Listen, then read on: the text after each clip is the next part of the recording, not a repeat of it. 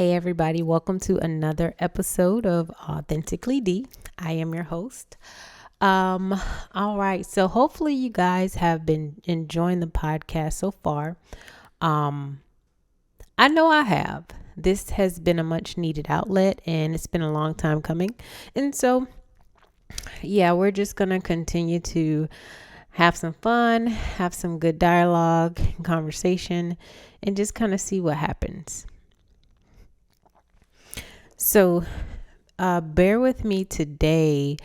On today's episode, I am going to entitle this "To Be Like Jesus" or "To Be Like Me," I think. Or, I don't want to be like Jesus. I want to be like me. Whoo! It's about to get hot in here. All right. Do I need a disclaimer or do I need to preface this? I'll just say this. None of these episodes are to intentionally offend or persuade or dissuade. These are simply my views and my opinions. If you don't like them, I can respect that. And of course, I just ask that you respect me. But yeah, I do want to provoke thought. That would be wonderful if we can provoke some thought today and just kind of see what happens from there. But again, I don't want to conform you to anything that I have come into believing or anything like that. This is just me. Love it or leave it. All right. So to be like Jesus or to be like me. Yeah. Okay. So the ideology in Christianity, right, is that we were born into sin. Okay. We were born into sin and we were really flawed and we were this terribly sinful creation. We were this doomed group of people. And the only way that we could become perfect or we could become right is that we die to ourselves, in a sense, right? By giving our lives to Christ, and then we take on the identity of Jesus. So we become like Jesus, right? That is the Christian way. That's pretty much the foundation of Christianity, right? But the thing with that is I've always had this struggle with that idea, not just as an adult, but even as a child. Like I could remember or more so as a teenager, I could remember like when my parents would be trying to convince me that I needed to be saved and give my life to Christ and be filled with the Holy Ghost, all that good stuff. And that I was like on my way to hell. If I didn't, and mind you, I'm like probably like 15 or 14, 15 years old. And the struggle I had with this was like, I kept thinking to myself, but I'm not a bad person. Like I'm not even a bad child. Like I get good grades. I do what y'all tell me to do. I don't get in trouble at school. I don't have this crazy story about, being on drugs or doing all these bad things. Not that I'm perfect, but in my head, I'm just like, how am I so bad? Like, what is it that made me such a bad person? Now that I think about it, it's kind of traumatic. I think I need to talk about this with my therapist. Anywho, so that always stuck with me. Like, okay, I'm not this bad person. Why am I looked at as being sinful? I'm trying to literally do everything y'all tell me to do, or everything, that the Bible is saying to do. I'm not a bad kid. I'm not a bad child. So why do I have to turn into this deity that you're telling me I have to now become like? Because who I am currently in my current state is not good enough. So I struggle with that. So that was during my early days. And of course, as an adult, kind of fast forwarding, I definitely struggle with it, because once I was truly becoming like into who I was, like the struggle was, okay, do I continue to suppress who I am at my core as an individual, to say that I am being like this perfect example, of an individual in the Bible. I started realizing that I enjoyed who I was, just as a person, but I would have to suppress that person so bad, like so much, so that I would appear to be doing the right thing, making sure I'm on my way to heaven, not missing anything, just striving to be like Christ. So like I said, in my adult years, it really started bugging me, because again, in my mind, I'm still not a bad person. I mean, definitely heavily flawed. Aren't we all? However, like, I'm not a bad person, but I enjoy doing things. I enjoy saying certain things. I enjoy acting a certain way that is simply not necessarily like the example of Christ. But I'm okay with that, because it's not hurting nobody. It's who I am. I feel free when I can just be myself and be who I am, without striving to be like Jesus. Okay. And I know that sounds terrible, but hopefully y'all can relate. I mean, it is what it is. It's the truth. That's all I can tell at this point. So, I almost ate the mic. Okay. So, it's basically, I'm gonna move on to another point. So it's really hard to think outside of the group think society that we've kind of been brought up in, or this group think culture. So within the culture of Christianity, of course, everybody is striving to be like Jesus. Okay, you don't really have anybody thinking a different way, or verbally or vocally thinking a different way and saying, actually, I'm okay being like myself. So we have this groupthink society, excuse me, and everyone, the goal is to be like Jesus. So I think this is kind of where we get this conflict, when you're so, or we, or people are so focused on being like Jesus that we actually deny who we are. And so it's almost like we're living this oppressed life, and we suppress literally all of the things that kind of make us who we are, so that we can be like another individual or another being. And it's kind of scary to know, like, when you really think about it, like, think a little deeper. Everybody walking around, in the Christianity community or religion, is denying themselves, right?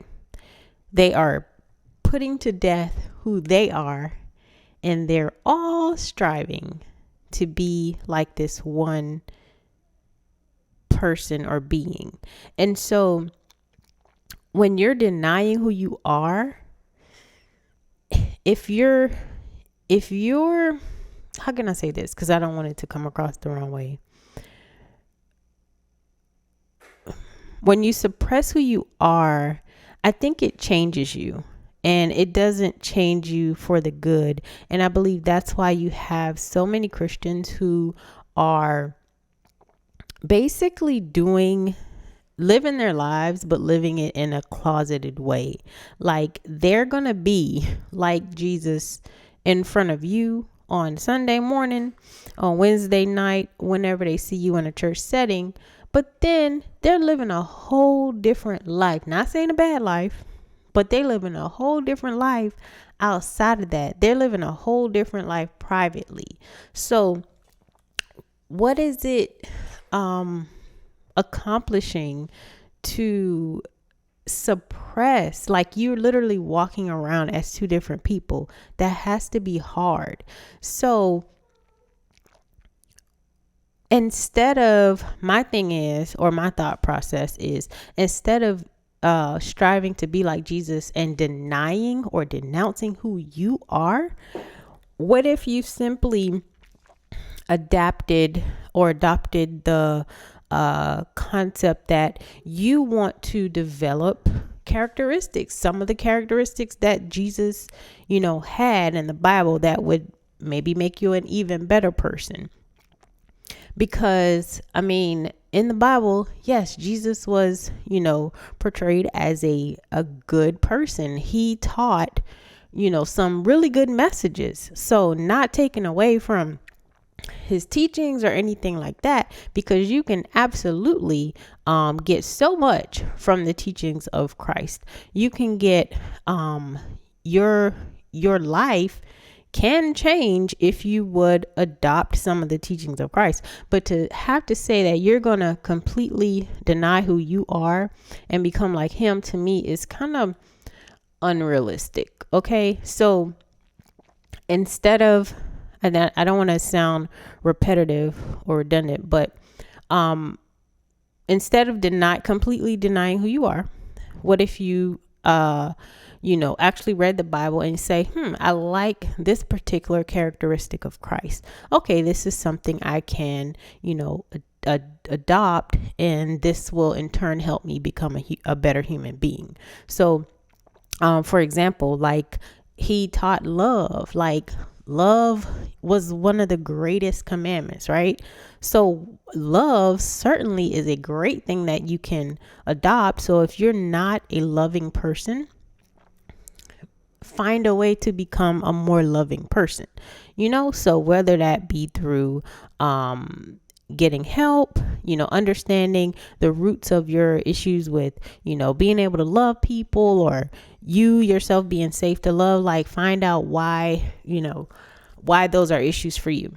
On the flip side to that, if there's something, so for me, if I see in the Bible where there's something in there with a characteristic of or quality of Christ, and I'm like, ooh, I actually don't think I want to be like Jesus with that. Like, for example, when he says, if somebody somebody slaps you, turn the other cheek, or hold on, let me see. It says, if someone strikes you on the cheek, turn to him the other cheek. What? So you mean to tell me if somebody comes up to me and slaps me, I'm supposed to be like, it's not happening. So for me, that screams passivity or tolerance of, bad behavior. No, you're not going to treat me in that way. I'm going to use a different approach in that particular scenario. So in that, I don't want to be like Christ. Okay. So if there's something that you don't necessarily feel like, okay, well, Jesus was a little bit too passive for me, or Jesus was a little bit too this for me in the scriptures, then you don't have to be like that. Like, why would you want to be like that? Okay. But again, there are great teachings, and some I just personally don't agree with. So here's the other thing. Are we only aspiring to be like him, Or can we say that there are other people I want to be like people who are walking the earth now? It's okay to want to be like them. Like, okay, I want to be like my mother, or I want to be like my father, or I want to be like my mentor. I mean, no, they're not perfect examples or perfect human beings, but in all honesty, like we say, Jesus was perfect. He was human and divine. But do you ever have you ever seen or heard or read about a real, actual human struggle that Jesus had to go through? And I'm talking about, like, let's say, like temptation with sex, like some like Jesus.